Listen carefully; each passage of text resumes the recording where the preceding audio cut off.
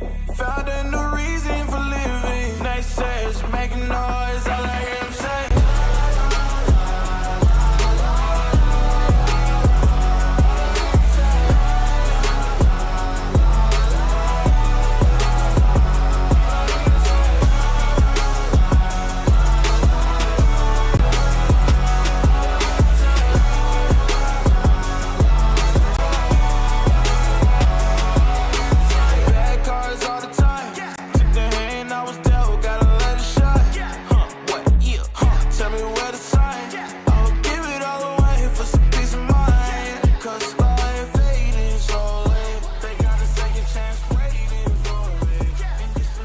Yes, indeed, ladies and gentlemen. You know what that means when I come on screen and you see the L's. It means the Yankees lost.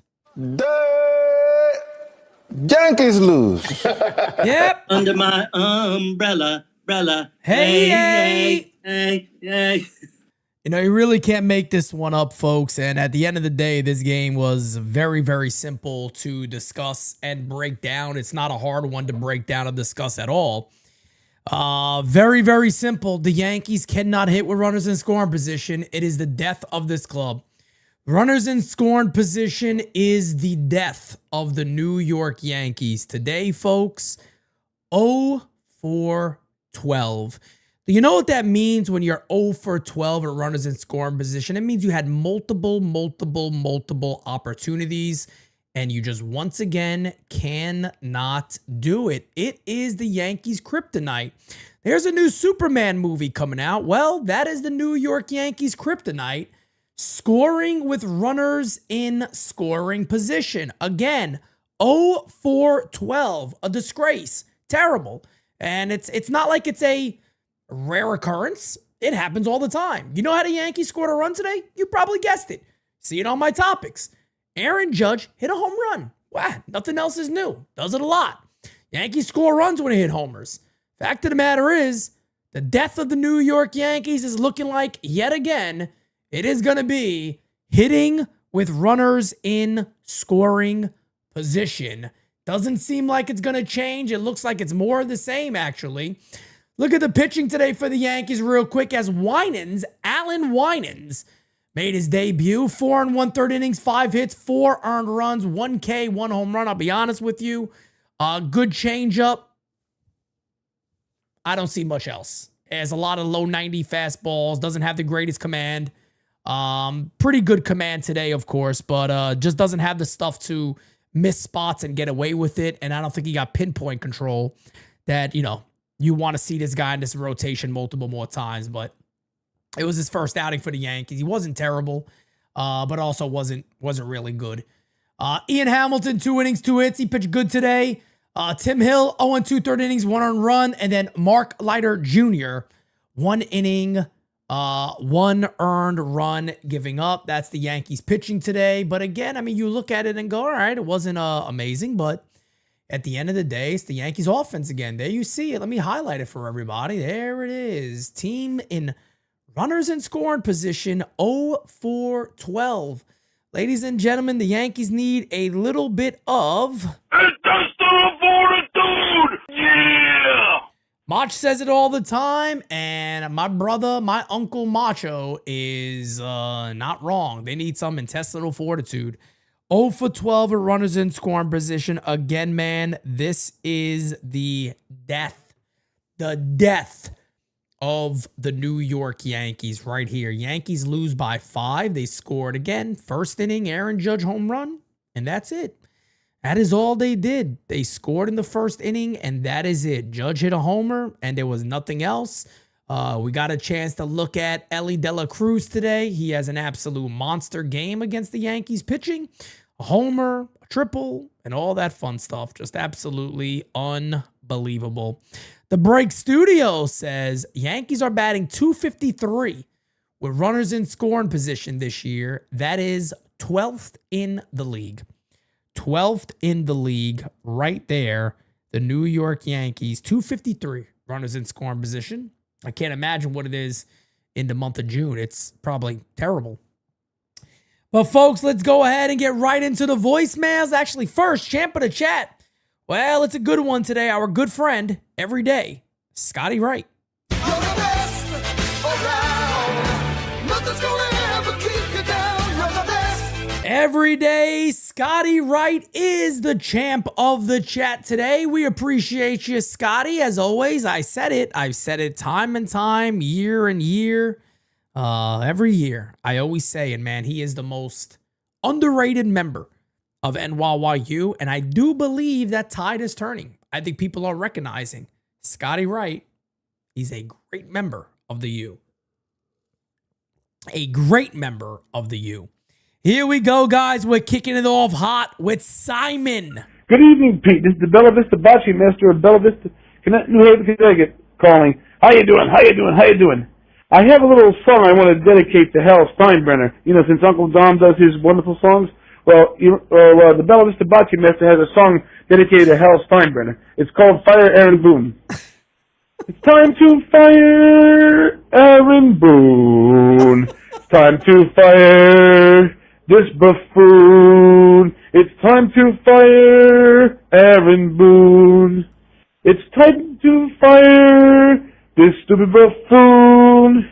Always finds a way for the Yanks to lose. It's time to fire Aaron Boone. It's time to fire this stupid buffoon. This was a public service song for getting Aaron Boone fired to Hal Steinbrenner.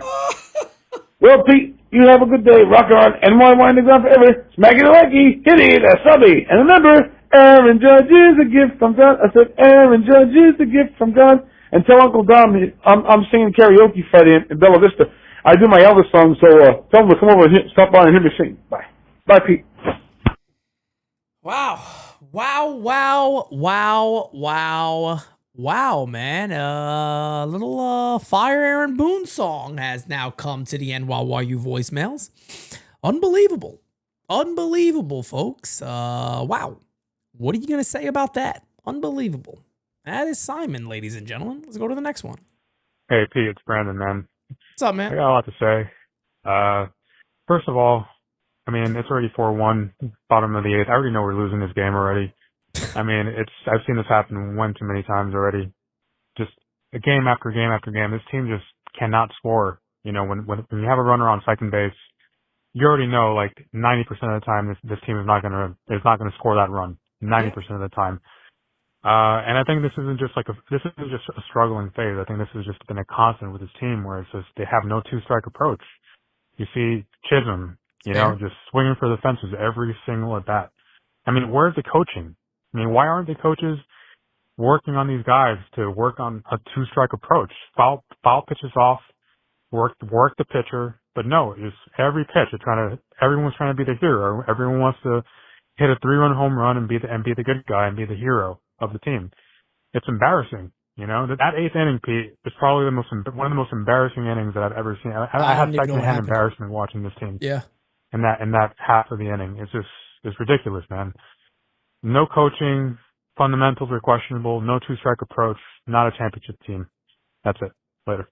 Wow, man. I mean, you hit a lot of points there. And it's funny because early on in the game, I'm talking about that myself, right? And I'm sitting there and I say, the craziest thing is like they don't change their approach if there's runners in scoring position, runner on third base, less than 2 outs. We seen that twice to begin the game. Dominguez struck out and then Stanton struck. I want to say that was the second inning and then the third inning. I think it was. It happened both, maybe. Second and third, I think it was. When they both had opportunities and they both struck out with 1 out, runner at first and third, I believe it was. But that's my thing with this club. It's like they don't believe in just driving a run in. It's like, well, there's more you can do than a sac fly. There's more you can do than just grounding out to bring a run in. It almost feels like that's like what it is. And I get it. Look, 1 strike, no strikes, swing away. 2 strikes, swing away. Try to drive the baseball. But when you got 2 strikes, I mean, you got to go up there and just make your best effort and best attempt to, loosen that swing up a bit, slow it down, put the ball in play. and try to get a run in. Utilize your speed or something. Make the defense work. Make the defense have to make a play. That's it. Striking out all the time like that. The pop outs, the strikeouts, it's just it feels very often for this team. And maybe it's because, this is the only team I watch day in and day out. Maybe that's why I feel it probably happens more. I don't know. But I just know the Yankees are bad with runners in scoring position. And it's going to be the death of them. It's going to kill this club. And it's not like this is a new thing. This has been this way for quite some time. And by the way, guys, right now I'm looking at 26 voicemails. So appreciate you guys for calling in and loading it up. It's been like this every day. Most voicemails we've ever gotten is this year so far in 2025. So I thank you guys for utilizing that. Pete, my fucking guy. I hope I get this voicemail in because my internet been fucked up out here. Shit is What's crazy. up, brother?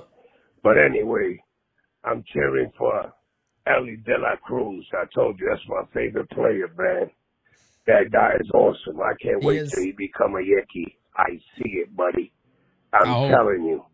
Yankees get him, I'll trade the whole farm system for that guy to get him this year in the Yankees. I hope the fucking Reds pour out of the fucking playoffs. But anyway, I wanted to wish you the best, my guy. You deserve it. You and wifey and the family and the rest of your crew. And what's up to everybody in the chat. And the Yankees, you know how they do. I'm not going to talk about them. I'm just happy my guy De La Cruz is doing his thing. And I hope in a trade deadline we get some fucking moves done. But anyway, I'll see you soon, my guy. Thank you, brother. God bless you and the family. God bless you too, fam. Thank you so much for the voicemail. And yeah, man, look, a game like this, at least you get a little excitement from a player. Obviously, unfortunately, it comes at the expense of the Yankees, but he beat the Yankees by himself today. He beat the Yankees by himself today, and he's, still made his errors. Made a couple of bad throws in the game, but that bat makes up for it. And he's an impact bat, and if you're the Reds, you're trying to hold on to that kid as long as you can and hope that defense improves over there at shortstop or figure out something that'll work for him because, man, oh, man, you talk about a dynamic player. That is a real deal dynamic ball player. No doubt about it. Pete, Jeff, fam. Pete, let me just start with a little ditty. Fuckity fuck, fuck, fuckity fuck, fuck, fuck, fuck, fuck, fuck, fuck. That's what we've seen tonight. Did somebody tell the Yankees that the off day is Thursday and not Monday? What the fuck is wrong with you guys? This is the only team, Pete, that could make inconsistent consistent. Unbelievable. It's a good line. How many more fucking runners are you going to have on base that you can't bring in? It's a good line. Pete, this is the worst first place team that is so fundamentally unsound that I have seen. I can't even fucking talk. It's hot enough, Pete, that we deserve a heaping pile of dog shit. Wake the fuck up, you asinine assholes! Wow! Wow! You suck. Good night, Pete. All right, Uncle Dom, have a great night, my friend. I tell you, man. This is why we do this here at the U, man. I love it. I love every minute of it, man. I really do. You guys are the best. You guys are really, really the best. Let's keep it going, man. Oops. It's Nate, Sox fan here, watching my team figure out what's going on with the Angels tonight. Question. The Sox recently sent down Christian Campbell, who not too long ago was the Rookie of the Month for the American League. Do you think that there's ever a point in Anthony Volpe's play that they'll have to send him down? Never. Because he's Never. in Struggle City, and he's been there for quite some time. Never. Just curious. Yeah, man, also, never. One other thing. Don't take Ellie, please. I want to continue to root for the kid. Peace. I feel you on that one, man. But to answer that first part of your question, never gonna happen, man. Never gonna happen. They would never send Anthony Volpe down. You got a better chance. I say this and I'm dead serious. You got a better chance of hitting the lotto back-to-back days than the Yankees ever sending Anthony Volpe down. Anthony Volpe could hit barely 200 the rest of the year, and there'll never even be a conversation about it. They wouldn't do it. They will not do it. They won't. And again, I'm not calling for them to do that. They won't do it. You'll never see that happen. It's Radel from Cincinnati. As much as I'd like to point the finger at Baboon, call him an incongruous backdoor truffle stuffing, chuff huffing son of a muff buffalo, the problems we have are much bigger than that. What? At this point, What? the offense is looking like an entire organizational failure from top to bottom. Fair. It's like the That's hot fair. girl that you take home and she just dead fishes it. They look great on paper, but they show up and just give you nothing. We have the pitching lab with Matt Blake, who seems to put out monster after monster, taking guys off the scrap heap and turn them into studs.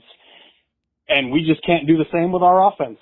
So something's broken. Hopefully they can fix it fast. Later.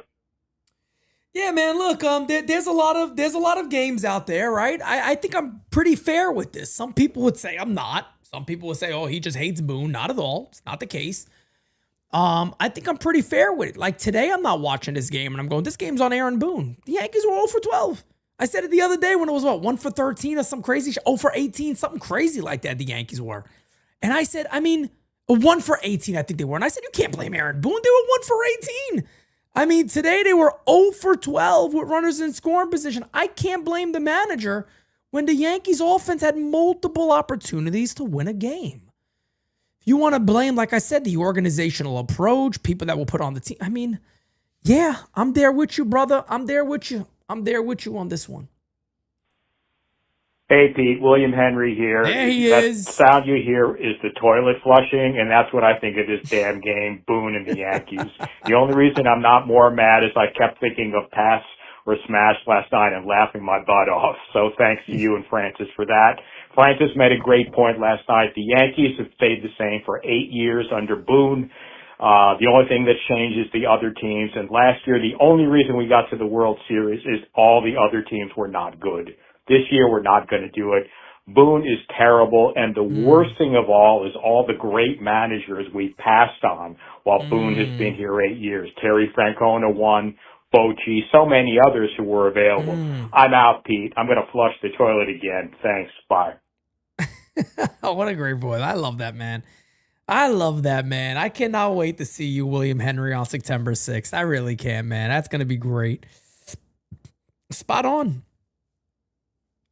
Spot on, man. Spot on. What else can you say about it? It's a, oh man, it just feels like there's certain games, right, where the Yankees pick up a win and you go, okay, maybe they get 2 or 3 in a row here and get on a little run. And now you see what they did. They got a chance. Look, they got Rodon and Fried going the next 2 days. You better hope you pick up a W. Better pick up a W. What the fuck was that? Again? Again? This is some bullshit. We keep going like a roller coaster ride, like up and down, so inconsistent. What it is? We're dropping the balls. We can't pitch. We can't hit. What the fuck, dude? I blame it all on Boone, to be honest with you. If we had a good coach to know how to score runs and do the right things in the right place at the right time, we wouldn't be dealing with this bullshit. I know guys are slumping this and that, but when we got 11 people on base or more and we can't score, like, the coach got to do something or put the right person at the right time. Bunt the ball, crawl, hit it with your dick. I don't fucking know. Shoot it up your ass. This shit's fucking ridiculous. Fucking A. Boone's got to go, Pete. Damn it. Love you, bro. Keep doing your shit. Thank you, man. Thank you, brother. I'll say this, there is one more point that I want to make. There's one more point that I do want to make before I wrap this episode up, guys, and thank you for everybody that's in here today. There is one point that I want to make real quick regarding Anthony Volpe, because I just remembered and I saw the topics there and it says Volpe. I want to address something with Volpe real quick. I've almost gotten to the point now where I really don't have Volpe come up and I say, I'm expecting him to do something offensively. I've gotten to the belief now where I sit there and I say, Anthony Volpe is who he is. So I don't look for anything more than what I've seen the last couple of years. I don't expect anything more than what I've seen the last couple of years. You know, he got off to the good start and then he slows down. So the thing with Anthony Volpe for me that really pisses me off, I'll be honest with you. Did the at-bats look like shit today? Yeah, he swung and missed and the bat went flying twice. One time on a strikeout. The other time almost killed somebody in the Yankees dugout, which is not good. And the at-bats weren't good today. You know what I mean? More of the same, but I could say that about a lot of guys today. The thing that really irks me about Anthony Volpe, and I got to just keep it 100 here. That's what we do. Real talk for the real fan. Brother, do me a favor. If you can hit and this is who you are, while you're here, do me one big favor. Field the fucking baseball. Can you make the plays at least bare minimum? Because the last thing I need to do is see your struggling bat, but then you also just can't play your position. That bothers me more than any 0 for 4 from Anthony Volpe. Is that today, that play, I don't even, to this day, this whole time I watched that and I said, I don't even know what to say on that play. I'll be honest with you. I don't even know what to say. I don't know what he was doing. I don't know what he was thinking. The arm is about as weak gets. I don't even know what to say there. I don't know what to say there. But look, in my mind, personally, I've given up on the idea that I expect anything extra from Anthony Volpe. That's not a knock on him. That's just, man, if you exceed my expectations, great. But can you do me a favor? Can you field the baseball? Because that's kind of what your calling card is right now, is that at least you can field a bit. That's the calling card. Unfortunately, that card ain't calling many places.